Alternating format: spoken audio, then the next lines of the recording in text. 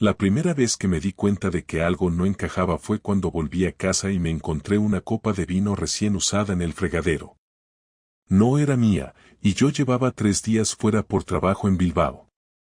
Lucía no bebía sola, nunca lo había hecho. Y lo peor no era eso, lo peor fue que junto a la copa había una servilleta de papel, arrugada, con una mancha de pintalabios que no era del color que ella usaba. Era más oscuro. O más fresco. No sé, no me cuadraba. Me quedé mirándola un rato como un idiota, como si de repente fuera una prueba de algo, aunque no supiera exactamente de qué.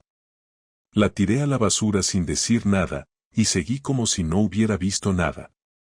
Pero ya había empezado a sospechar, y una vez te entra la duda, amigo, estás jodido. No te creas que fue por celos ni por paranoia. Fue por esa intuición rara que se te instala en el estómago, que no suena como una alarma, pero molesta como una astilla clavada. Yo no era desconfiado. Ni un controlador. Pero algo dentro de mí cambió con esa copa, y no supe volver a mirar mi casa de la misma manera. Esa noche, Lucía me preguntó qué tal el viaje mientras cortaba aguacate como si nada. Yo no pregunté por la copa. Tampoco por la servilleta. Solo la observé más de lo normal, intentando recordar si siempre había sonreído así, o si esa forma de mirarme era nueva. Y mientras me hablaba de un cuadro nuevo en la galería, yo pensaba en si alguien había dormido en mi cama durante el fin de semana. No dormí bien esa noche. Me desperté a las 5 de la mañana con la garganta seca y salí a la cocina. Me quedé de pie mirando la encimera vacía, como esperando que las cosas hablaran solas. Y me acordé de que Lucía tenía costumbre de guardar recuerdos tontos en los cajones. Entré en el mueble del aparador, donde guardábamos velas y chorradas, y empecé a abrir compartimentos como un gilipollas. No encontré nada. Pero el simple hecho de estar registrando mi propia casa como si fuera un espía me dejó una sensación de asco. Cerré todo, bebí agua del grifo y me fui a dormir otra vez sin tocarla. A la mañana siguiente me miré al espejo mientras me lavaba los dientes y pensé, ¿y si solo estoy buscando excusas para estropear lo que tengo? Pero justo entonces, ella entró en el baño con una toalla en la cabeza y me besó en la mejilla sin mirarme a los ojos. Y ese gesto tan pequeño, tan simple, me dejó helado. Porque Lucía siempre me había mirado cuando me besaba. Siempre. Ese beso vacío fue más jodido que una mentira directa. Me pasé toda la semana repitiendo los mismos pasos, trabajar, comer, fingir que todo iba bien, mirar de reojo sus horarios, sus gestos, sus silencios. No es que ella estuviera rara todo el tiempo, pero tenía momentos en los que desconectaba. Como si en medio de la conversación se acordara de algo o de alguien y dejara de estar presente. Yo intentaba no caer en el juego de interrogarla, no quería convertirme en ese tipo de hombre, pero la semilla ya estaba sembrada. Empecé a fijarme en cosas mínimas, si se cambiaba de ropa antes de salir, si se duchaba antes de acostarse, si dejaba el bolso en un sitio distinto. Todo me parecía parte de un patrón invisible que no lograba entender. Y entonces llegó lo de la exposición. Lucía organizaba un evento en la galería, algo de fotógrafos emergentes, y me pidió que no fuera. Así, directamente, prefiero que esta vez no vengas, es un evento muy de networking y voy a estar de arriba para abajo. Lo dijo mientras se ataba las zapatillas y se recogía el pelo. Yo me quedé callado, con el café en la mano. Nunca antes me había pedido que no fuera a uno de sus eventos. Al contrario, siempre me hacía parte, me presentaba a todos como su pareja. Pero esa vez no. Esa vez puso una barrera. Y ahí me di cuenta de que ya no estábamos en el mismo sitio. Esa noche, cuando se fue, me quedé solo en el salón con las luces apagadas, escuchando un disco antiguo que teníamos olvidado. Y sin saber muy bien por qué, me puse a revisar una caja donde guardábamos entradas de cine, postales, recuerdos. Como si buscara algo que me devolviera la confianza. Pero lo único que encontré fue un sobre cerrado sin nombre, escondido entre unas fotos de Cádiz. Lo abrí con cuidado. Dentro había una nota escrita con su letra. Decía, gracias por hacerme sentir viva otra vez. Y nada más. No iba dirigida a mí. La nota me dejó clavado al suelo.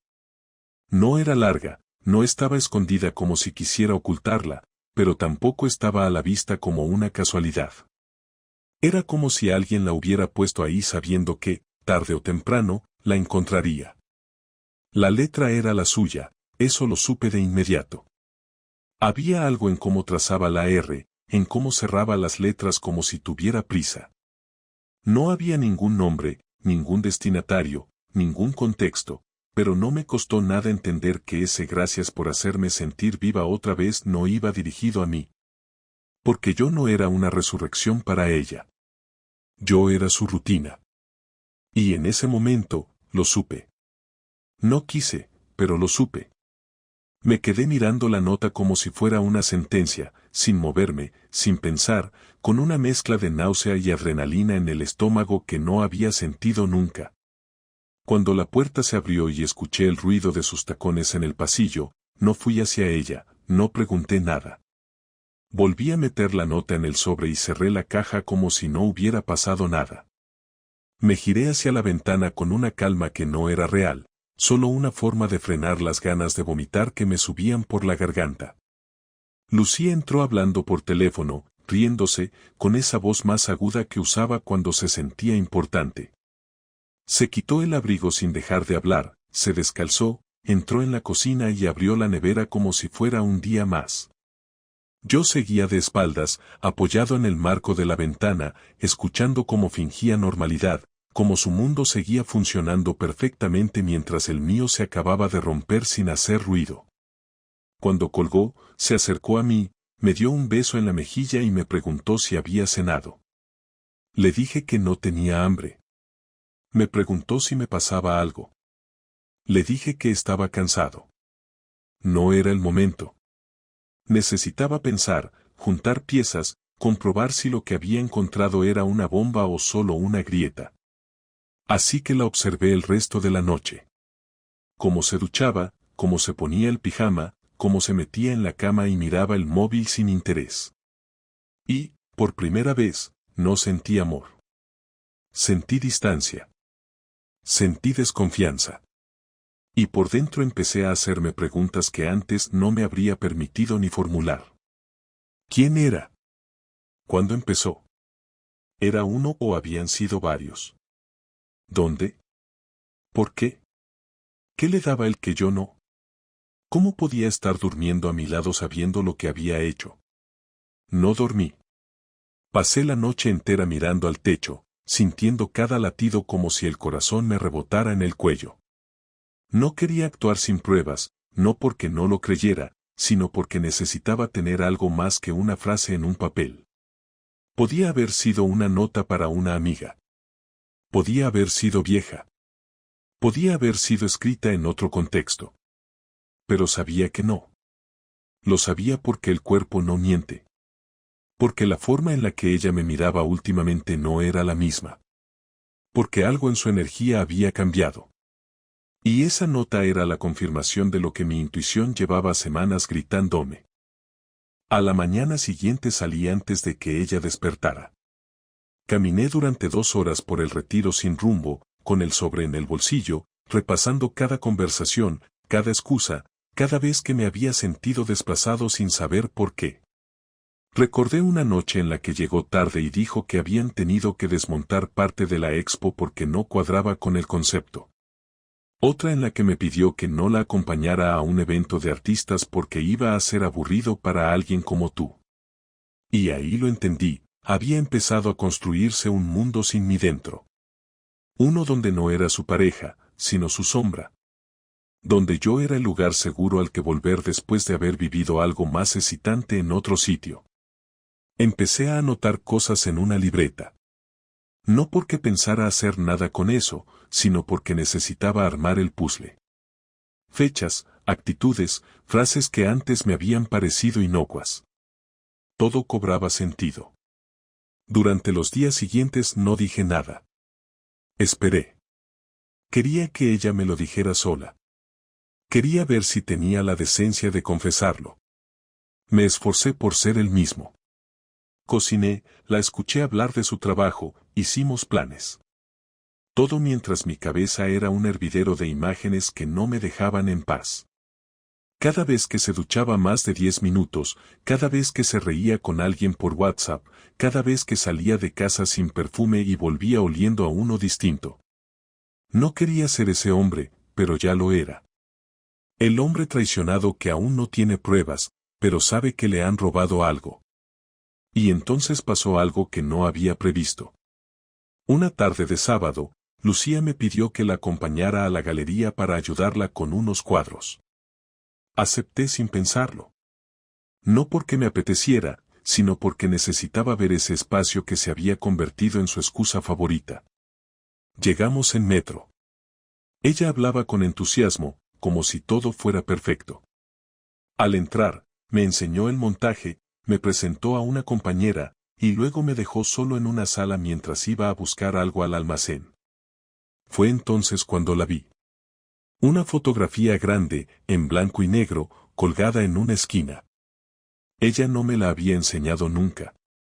Y, sin embargo, allí estaba. No era una foto suya, pero en ella aparecía una mano, una parte de su vestido, un reflejo de su cuello. Lo supe al instante. Y lo que más me jodió fue el título, La herida dulce. No dije nada. Me acerqué, leí la ficha técnica. El autor era un tal Damián V. No lo conocía. Pero no me hizo falta. Cuando Lucía volvió, le pregunté quién era. Dijo que un fotógrafo nuevo, muy prometedor. Le pregunté si lo conocía de antes. Titubeó. Dijo que habían coincidido en otra exposición meses atrás. Le pregunté si había trabajado con él. Dijo que no directamente. Y en ese momento lo vi. Lo vi en su cara. En cómo evitaba mi mirada, en cómo agarraba el catálogo con fuerza, en cómo se le tensaban los hombros. Lo supe. Y no lo dudé más. Esa noche, mientras ella dormía, me levanté y busqué su portátil. No tenía contraseña. Nunca la había tenido. No porque confiara en mí, sino porque nunca pensó que yo buscaría algo. Revisé sus carpetas, su correo, sus fotos. Y lo encontré. Correos con Damián V, algunos recientes, otros de hace meses. Fotos. Conversaciones en las que hablaban de exposiciones, de cenas, de noches. En una de ellas, ella le escribía, lo peor es que empiezo a desear más tus silencios que sus palabras. Cerré el portátil. Me senté en el suelo. No lloré. No grité. Solo respiré hondo y entendí que ya estaba todo claro. Ya no había vuelta atrás. No tenía un plan. No sabía si debía callarme, enfrentarla o marcharme sin decir nada. Pero algo dentro de mí no aceptaba seguir viviendo en silencio, así que esperé al domingo por la mañana. Ella se levantó tarde, con ese aire despreocupado que la caracterizaba los fines de semana. Hizo café, se sentó en la mesa del salón y empezó a mirar el móvil mientras daba sorbos distraídos. Yo estaba en el sofá, con el portátil delante, abierto en la conversación que había leído la noche anterior. No dije nada. Solo giré la pantalla hacia ella. Tardó un par de segundos en entender lo que estaba viendo, y otros 3 en dejar la taza sobre la mesa. Me miró sin decir palabra, con una expresión que no supe si era miedo, culpa o pura sorpresa. No le di tiempo a inventar una historia. Le pregunté quién era Damián, cómo lo conoció y cuánto tiempo llevaba acostándose con él. Dije las palabras despacio, sin gritar, sin romper nada, sin dramatismo. Solo quería la verdad. Nada más. Lucía no contestó al principio. Se levantó, caminó unos pasos por la habitación, se frotó la cara con las manos y dijo que no era lo que parecía. Le pedí que me dijera entonces cómo parecía, porque lo que yo veía eran mensajes que hablaban de noches, de besos, de cosas que no tienen interpretación alternativa. Intentó acercarse, pero le pedí que se quedara donde estaba. No quería que me tocara. Le temblaban las manos y el labio, pero no porque estuviera arrepentida, sino porque la habían pillado sin margen de maniobra. Me repitió 3 veces que no quería hacerme daño, que todo se le había ido de las manos, que ni siquiera sabía cómo empezó.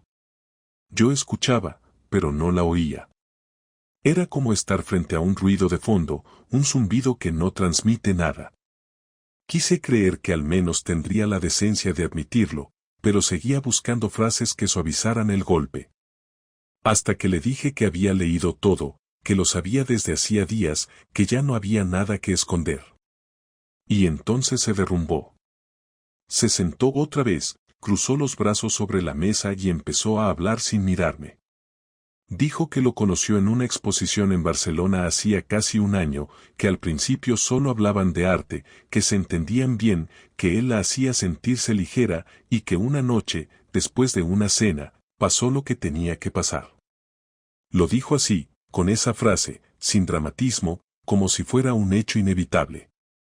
Me quedé quieto, observándola mientras hablaba de cómo algo que empezó con curiosidad acabó convirtiéndose en una rutina secreta. No lloraba.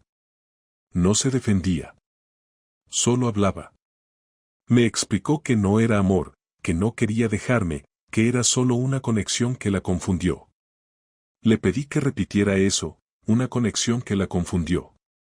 Me reí, no porque me hiciera gracia, sino porque era la frase más vacía que había escuchado en mi vida. Le pregunté si esa confusión incluía pasar fines de semana en hoteles, si incluía mensajes a escondidas mientras yo cocinaba en casa, si incluía mentirme a la cara cada vez que me decía que me quería.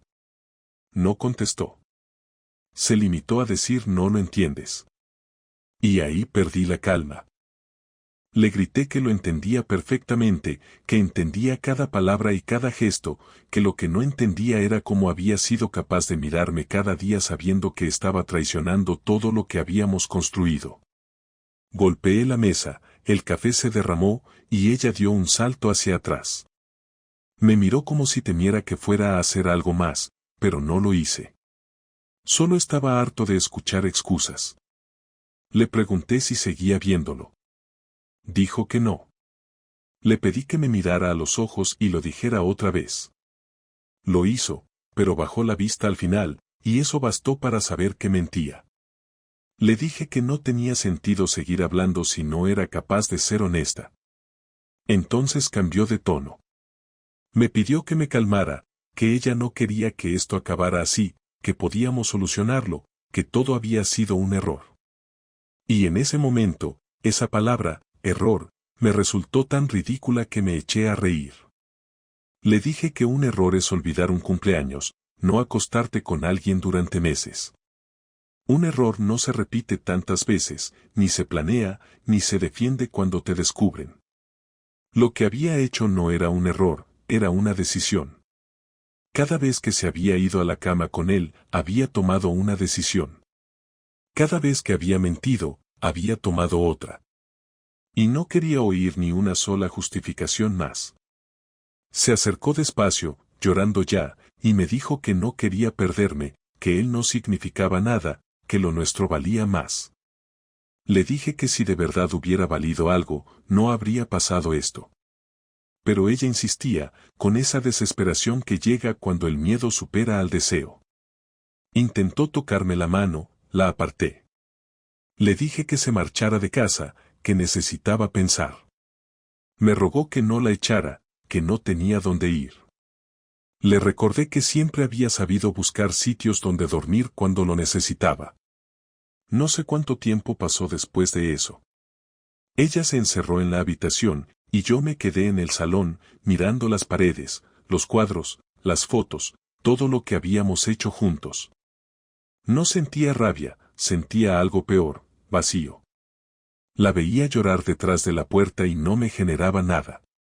Ni compasión ni odio. Solo indiferencia. Tal vez era el cuerpo protegiéndose de la saturación emocional, no lo sé. A media tarde salió con una maleta. No dijo a dónde iba, y yo no pregunté. Cerró la puerta sin mirar atrás. Durante los días siguientes, no dormí ni una noche entera. Tenía la cabeza llena de imágenes que no podía borrar. La imaginaba con él, hablando, riéndose, tocándose, volviendo a casa después como si nada. Pensaba en cada vez que yo la había esperado con la cena hecha, en cada mensaje suyo que me decía llego en 10, y me daban ganas de romper todo lo que me rodeaba. No lo hice. Me quedé quieto. La rabia me quemaba por dentro, pero no quería convertirla en gritos. Quería convertirla en algo más preciso. Algo que doliera de verdad. El miércoles me escribió. Un mensaje corto, ¿podemos hablar? No respondí. A la mañana siguiente insistió, no quiero que esto acabe así. La bloqueé. A los 2 días apareció en casa, con cara de no haber dormido. Me pidió que la escuchara 5 minutos. Le dije que no tenía nada más que decir, pero entró igual. Me soltó un discurso que parecía ensayado. Que había cometido un error, que se había dejado llevar por un momento de debilidad, que no me quería perder. Me miraba como si esperara que en algún punto yo cediera. Pero no había nada que ceder. Le dije que el amor no es una palabra que se usa mientras se traiciona. Que lo nuestro estaba muerto desde el momento en que se metió en otra cama. Me pidió perdón otra vez, esta vez llorando de verdad. Pero ya era tarde. Antes de irse, me dejó una caja con cosas suyas y una carta. No la abrí. No quise darle ese último privilegio. Me pidió que no hiciera nada impulsivo, que pensara bien las cosas. Pero no había nada que pensar. La acompañé hasta la puerta y le dije que no volviera. No hubo gritos, ni golpes, ni escenas. Solo 2 personas que sabían que algo se había roto para siempre. Cuando se fue, cerré con llave, apagué las luces y me senté en el suelo. Estuve así hasta que amaneció. Lo más difícil de todo fue asumir que el dolor no iba a desaparecer en una semana. Cada objeto de la casa tenía su sombra. Cada foto, cada prenda, cada olor. Intenté dormir en el sofá, pero ni eso servía. Me pasaba el día repasando su voz en mi cabeza, las frases que había dicho, el tono en el que me mintió tantas veces. No podía entender cómo alguien que había compartido tanto tiempo conmigo podía borrarlo todo tan rápido. Me sentía ridículo por haber confiado, por no haber visto lo evidente. No lloré hasta el 3er día. Y cuando lo hice, no fue por amor. Fue por humillación. Esa fue la noche en la que decidí que, si ella había jugado conmigo, yo no iba a quedarme quieto. No quería pegarle, ni insultarla, ni gritarle. Quería algo más certero. Algo que le doliera sin tocarla. Algo que la hiciera sentir exactamente lo que yo estaba sintiendo. Y, mientras pensaba en cómo hacerlo, supe que la siguiente vez que la viera, no sería para hablar. Sería para ajustar las cuentas. Lo que hice no fue una escena de película, no fue un golpe de genio romántico ni una venganza salida de un manual de telenovela, fue frío, concreto y medido, porque había aprendido que la rabia mal dirigida se convierte en espectáculo y no cura nada. Durante los días siguientes a su marcha me dediqué a ordenar las piezas que me quedaban, facturas, cuentas, contraseñas, llaves, esas pequeñas cosas administrativas que en la convivencia pasan desapercibidas hasta que te sirven de ancla o de cuchillo. Cerré cuentas compartidas, transferí mis ingresos a una cuenta solo mía y pedí cita con un abogado, no para iniciar una guerra, sino para poner sobre la mesa que podía pedir y que debía proteger. Todo eso me dio algo que la furia no me daba, una claridad fría que me permitió pensar en consecuencias reales, no en teatralidades. No quería humillarla por orgullo, quería que sintiera las ramificaciones prácticas de haberse ido con otro hombre mientras vivíamos bajo el mismo techo. Quería que supiera que sus decisiones tendrían efectos palpables, no solo lágrimas a medianoche. Mientras tanto, me ocupé de recuperar mi tiempo, de no dejar que aquello me devorara. Empecé a salir a correr a las 6 de la mañana porque los horarios eran lo único que podía controlar, y al correr anotaba en una libreta lo que quería hacer, hablar con la galería, hablar con la gente de su círculo, dejar constancia de lo que había pasado. No por venganza morbosa, sino porque quería que su infidelidad no se desvaneciera en rumores. Las palabras se las lleva el viento si nadie las sostiene con hechos. Así que pedí copia de los contratos de la galería, la lista de artistas y, por cortesía, me presenté en persona con una calma que no me pertenecía. Hablé con Marta, la directora, sin alzar la voz, y le conté que había descubierto pruebas de que Lucía había mantenido una relación íntima con un colaborador. No entré en detalles sexuales porque no era el punto, dije que existía una relación que afectaba la veracidad profesional de ciertos proyectos y que la galería, como espacio que se vendía a clientes por su seriedad, tenía derecho a saberlo. Marta me miró con esa mezcla de sorpresa y profesionalidad que solo tienen los que viven en ese mundillo, y me pidió que le enviara lo que tuviera por correo. Le pasé extractos de mensajes y fotos que no buscaban escandalizar sino demostrar conflicto de intereses, correos que mostraban cenas privadas y acuerdos para montajes fuera de los canales oficiales. Ella me escuchó, tomó notas y me dijo que, en cuanto lo confirmara, revisaría la programación y la ficha de los artistas. No había grandilocuencia en la conversación, había prevención, y para mí eso valía más que cualquier grito en la calle.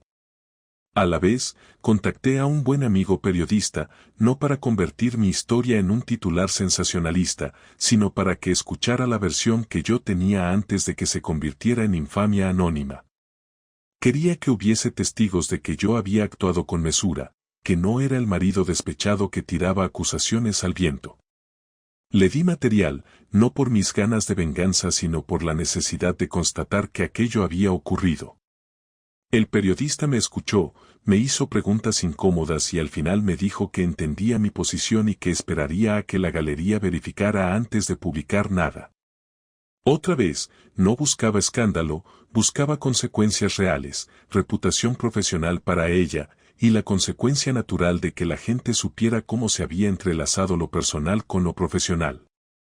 Mientras tejía esa red de consecuencias, me aseguré de proteger lo que era mío. Cambié las cerraduras, porque lo práctico te preserva de imprevistos, cancelé tarjetas compartidas, pedí cancelar la domiciliación de servicios que ella gestionaba y, sin estridencias, dejé claro a vecinos y amigos que prefería que no interfirieran si ella volvía. No era paranoia, era sentido común. Ella no volvió, al menos no en los primeros días, y eso me permitió seguir con el plan que no era plan sino una sucesión de actos racionales destinados a no dejar la situación en la indefinición. Llegó el día en que la galería programó una nueva inauguración con una pieza de Damián V. Yo sabía que Lucía volvería, y también sabía que allí encontraría a gente suya, críticos, artistas, clientes. No hice carteles ni pancartas, no quería una venganza que me hiciera igual que ella. En lugar de eso, hablé con Marta y le pedí algo que me pareció justo, que revisara la ficha del artista y, si encontraba conflicto de intereses o irregularidades en la forma en que se habían presentado ciertas obras, lo hiciera público. No le pedí que la humillara, le pedí que ejerciera su responsabilidad profesional. Me respondió que lo haría si las pruebas eran concluyentes y que me mantendría informado. Me fui a casa con la sensación rara de que, por primera vez desde que encontré la nota, actuaba desde la razón y no desde la rabia. El día de la inauguración fui, pero no con la intención de protagonizar nada. Me senté en un rincón con un amigo que me acompañó y observé. La galería estaba llena, la gente hablaba y sonreía, y en un momento Marta pidió la atención de todos para unas palabras breves sobre la nueva colección. Dijo que la galería se había comprometido siempre con la transparencia y que, tras revisar documentación, había decidido retirar una obra del programa y poner en cuarentena ciertos proyectos hasta aclarar relaciones profesionales que podían comprometer la neutralidad del espacio. No nombró a nadie, no aludió a matrimonios ni a amantes, pero todos entendieron. La atmósfera cambió. Lucía estaba al lado de Damián, vestida y arreglada, y vi su cara irse tornando pálida mientras escuchaba. No hizo falta que dijeran su nombre para que supiera que el golpe había llegado. No hubo insultos, ni escenas públicas, solo una sanción profesional que la situaba en evidencia frente a su propio entorno. Salimos antes de que la gente se dispersara. No la busqué, no la afronté en el portal, la dejé con su propio silencio.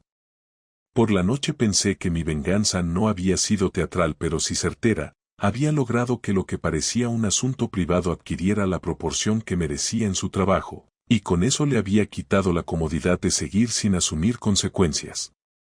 No quise destruir viviendas ni reputaciones sin sentido, solo restituir la coherencia entre lo que vivimos en la intimidad y lo que mostramos en público, y hacer que quien tomara decisiones pagara por ellas en el terreno donde ejercía su poder. La semana siguiente fue una mezcla de tranquilidad y desolación. La galería suspendió una colaboración de Damián, a Lucía le ofrecieron la posibilidad de reubicarse en otros proyectos tras una revisión interna, algunos amigos nos miraron diferente. No sentí victoria de gozo, sentí alivio porque ya no dependía todo de mi furia. Había creado un espacio donde las consecuencias eran reales y previsibles. Y, al tiempo, empecé a reconstruir mi vida, devolví muebles que le pertenecían, ordené papeles, vendí cosas que me recordaban demasiado, y salí a cenar con amigos que no me juzgaban sino que me ofrecían compañía. No fue reparación instantánea, pero fue un paso hacia adelante. No quiero que parezca que con esto resolví todo ni que la vida tuvo un cierre limpio. Lo que hice no borró el dolor ni las noches de insomnio, ni las imágenes que siguen apareciendo de vez en cuando sin avisar. Pero me dio algo esencial, el control de mi narrativa. No dejé que mi historia se contara a medias ni que la traición quedara en sus manos como si fuera un error sin consecuencias. Puse límites y pedí responsabilidad.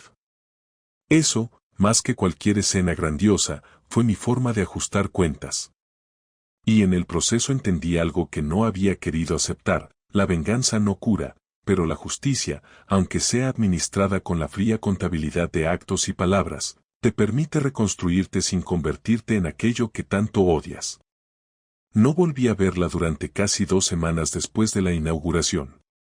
No me escribió, no llamó, no apareció, y por una parte lo agradecí, pero por otra, esa ausencia total no era una señal de respeto ni de remordimiento, sino una muestra más de su forma de huir cuando la realidad no le conviene. No lo supe entonces, pero estaba esperando el momento exacto en el que sintiera que yo estaba bajando la guardia, ese segundo en el que uno empieza a convencerse de que ya no le duele tanto, para volver a aparecer con cara de víctima. Y así fue. Una noche de jueves, cerca de la 1 de la madrugada, alguien tocó el telefonillo con insistencia. No contesté. Esperé. Llamó de nuevo.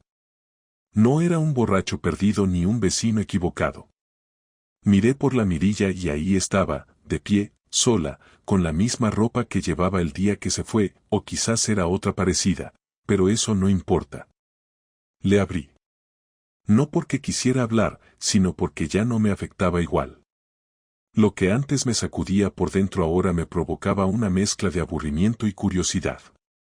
Entró sin decir palabra, dejó una mochila en el suelo, se sentó en el sofá como si todavía le perteneciera y se quedó en silencio.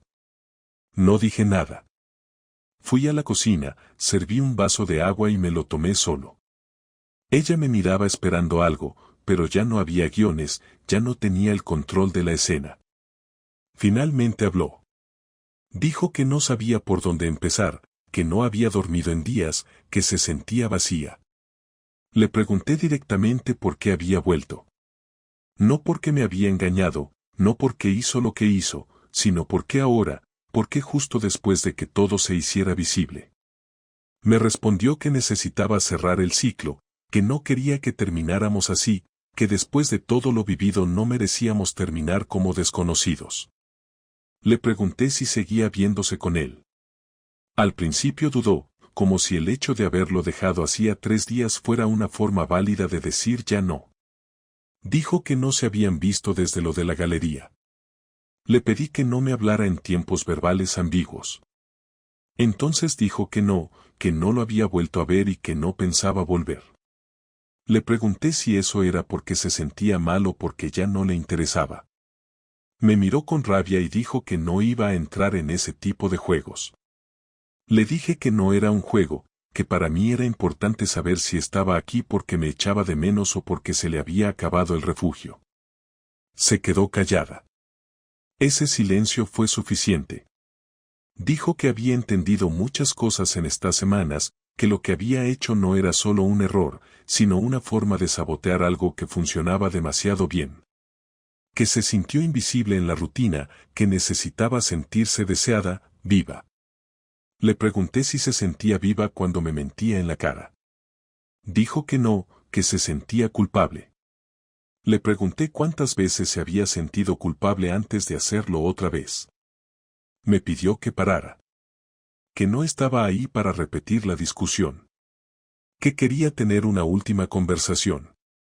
Entonces me senté frente a ella y le dije que habláramos como adultos, sin teatro, sin gritos, sin llanto. Le dije que la escuchaba. Dijo que me quería. Que a pesar de todo, me quería. Le pregunté si sabía lo que significaba eso. Me respondió que sí. Le dije que para mí no era suficiente. Que uno no se queda con alguien porque lo quiere, sino porque lo respeta. Que el cariño no es justificación para pisar a la otra persona. Le pregunté si pensaba que yo la iba a perdonar, que íbamos a volver a ver pelis en el sofá y pedir sushi como si nada. Me respondió que no lo sabía, que solo quería decir todo lo que no dijo antes. Le dije que tenía 5 minutos. Habló durante 14. Habló de la primera vez que sintió que algo entre nosotros se había apagado, de cómo evitó decirlo para no hacer daño, de cómo empezó a crear una versión paralela de su vida porque le costaba asumir que la nuestra necesitaba cambios. Dijo que no se fue por él, que se fue por lo que ella no supo sostener. Que no me culpaba. Que la culpa era suya. La escuché sin interrumpir. No porque creyera que todo eso servía de algo, sino porque quería saber hasta dónde llegaba su necesidad de liberarse. Cuando terminó, le pregunté si había pensado alguna vez en decírmelo antes de que yo la descubriera. Me dijo que sí, muchas veces, pero que siempre encontraba una excusa para no hacerlo. Le dije que entonces no estaba arrepentida, solo estaba avergonzada. Me pidió una última cosa, que no la odiara. Le dije que no la odiaba, que para odiar a alguien hace falta sentir algo profundo, y que lo que yo sentía ya no era ni rabia ni tristeza. Era distancia. Le dije que lo nuestro se había terminado en el momento exacto en el que dejó de mirarme con honestidad.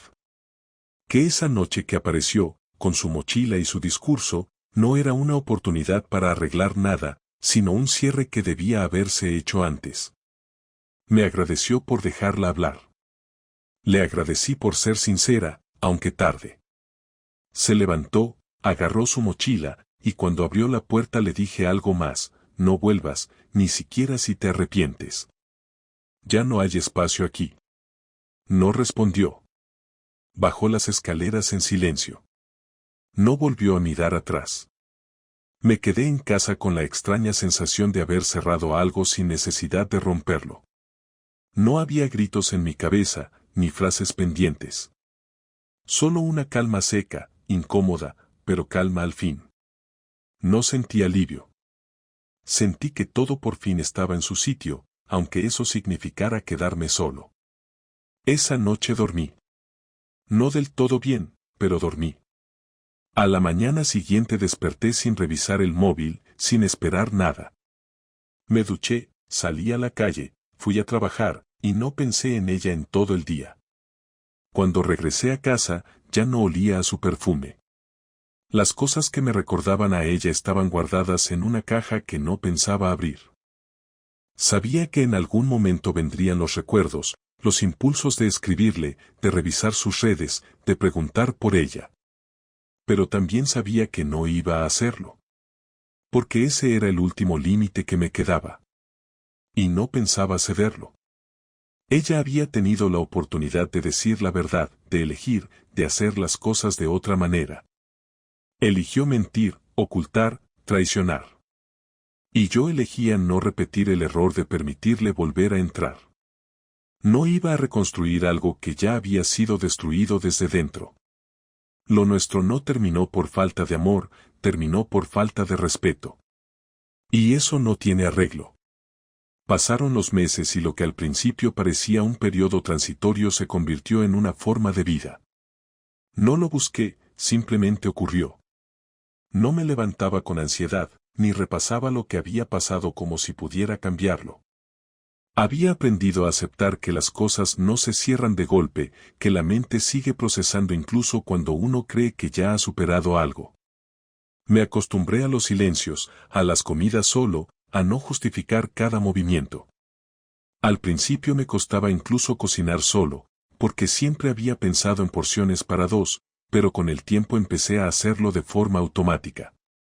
La casa era distinta, no por los muebles ni por los objetos, sino porque ya no tenía que compartir el espacio con la sombra de alguien que no quería estar ahí. Me di cuenta de que el verdadero final no fue cuando se fue, ni cuando hablé con ella por última vez, sino cuando dejé de imaginar su vuelta. No fue una transformación rápida. La gente te dice que el tiempo lo cura todo, pero no es cierto, lo que cura es la rutina, la constancia, el dejar de alimentar lo que ya no existe. Me centré en mi trabajo. Empecé a aceptar más proyectos, a ocuparme en cosas concretas. La agencia creció, y con eso llegó más responsabilidad, pero también una sensación de propósito que había perdido cuando todo giraba en torno a mantener una relación que ya estaba muerta sin que yo lo supiera. Volví a salir con mis amigos, sin tener que fingir que todo iba bien. Y lo curioso es que, cuando contaba lo que había pasado, ya no lo hacía con dolor, sino con una distancia que me sorprendía a mí mismo. Era como si hablara de otra persona, de un yo que existió antes de entender ciertas cosas. Un día me encontré con Marta, la directora de la galería. Fue casualidad. Estaba en un café del centro y me reconoció enseguida. Me preguntó cómo estaba y si había sabido algo de Lucía. Le dije que no, y que prefería mantenerlo así. Me contó que ella había dejado la galería al poco tiempo de lo ocurrido, que se había ido a trabajar a otra ciudad, que no había terminado bien con la dirección ni con el círculo de artistas. No sentí satisfacción al oírlo, tampoco pena. Solo una sensación de cierre.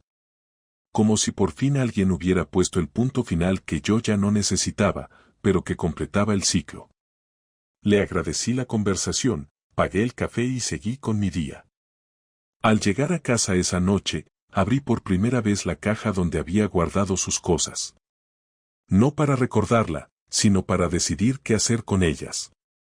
Había fotos, entradas de conciertos, notas pequeñas, una camiseta suya, un libro con una dedicatoria. Fui sacando todo sin prisa, y a medida que lo hacía, no sentía nostalgia, sino una especie de limpieza mental. No había rabia, ni tristeza, ni deseo de volver a esos momentos. Solo la necesidad de dejar de cargar con peso muerto.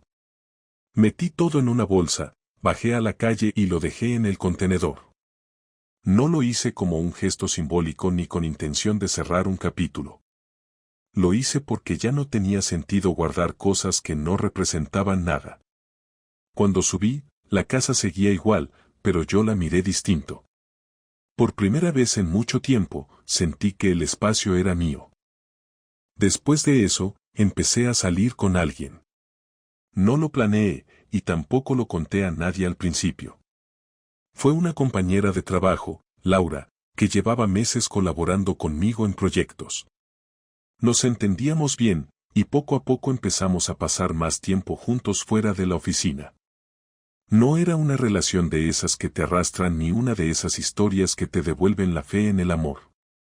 Era simple, natural, sin la urgencia de demostrar nada.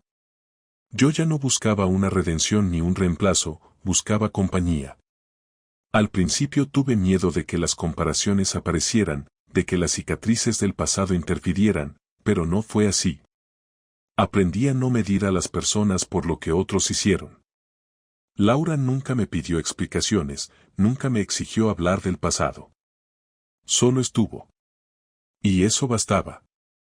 A veces, cuando alguien que me conocía de antes mencionaba a Lucía, no evitaba el tema, pero tampoco lo prolongaba. Decía que fue una etapa, que terminó, que ya no había nada más que decir. Lo curioso es que muchos me preguntaban si no la odiaba, si no deseaba que le fuera mal.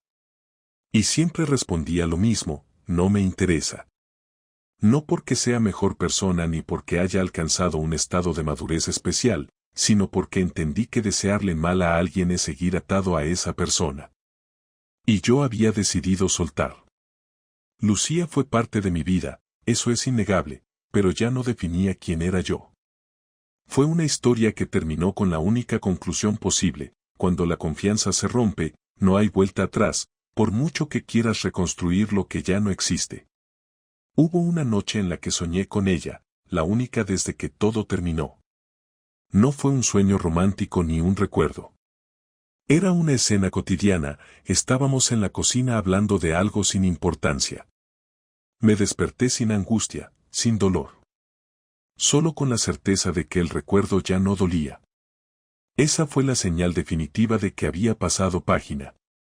No porque lo hubiera decidido, sino porque el cuerpo, la mente y el tiempo habían hecho su trabajo. No necesitaba más explicaciones. Con los meses, empecé a entender cosas que no había visto antes. Que uno no se da cuenta de cuánto se pierde de sí mismo mientras intenta sostener algo roto.